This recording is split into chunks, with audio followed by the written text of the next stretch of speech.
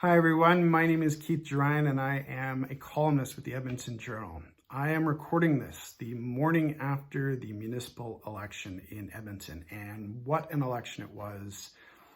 Pivotal, unexpected, a real change election in a lot of different ways. And where do you want to start? Maybe the election of the first person of color to the mayor's office, Amarjeet Sohi. The fact that council went from 2 women to 8 women overnight.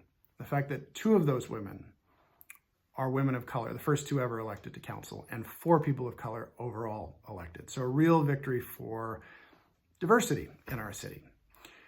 We could also have a more partisan council going forward. At least a couple of people who received considerable help from the provincial NDP got elected on Monday night. The fact that 4 incumbents, 4 sitting councillors went down to defeat. You have to go back to 1995, the last time that happened.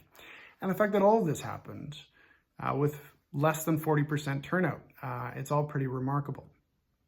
I won't talk about all of that because there's too much to unpack in a single video, but I will touch on the mayor's race a little bit. And the election of Amarjeet Sohi being a little improbable considering where he was a couple of years ago. People will remember he suffered a bad defeat in Edmonton Mill Woods, where he was trying to run for re-election as a Liberal cabinet minister. Didn't go well, and I think a lot of people thought that that was maybe the end of his political career. But 2 years later, he stages a very impressive citywide victory in the mayor's race. How did this happen? A couple of factors come to mind. One is that his defeat in 2019 may not have really been about him, but more about the party he represented.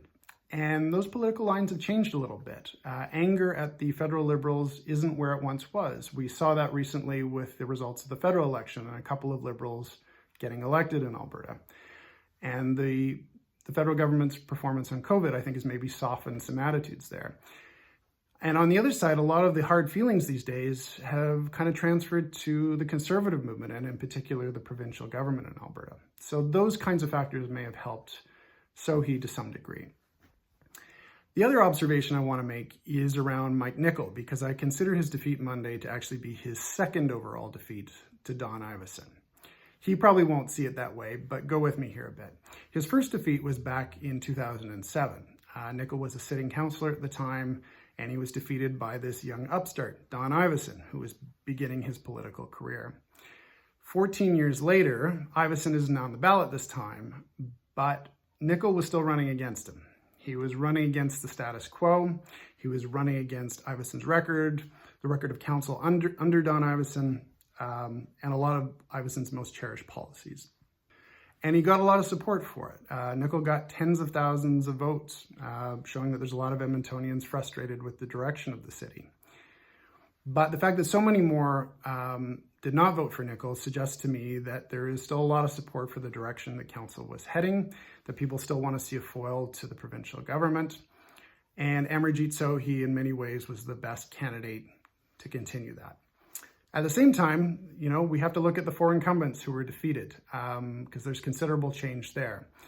They were all more or less conservative voices. They were all defeated by women. Those are interesting factors to consider, and we'll have to see how it plays out over the next few weeks.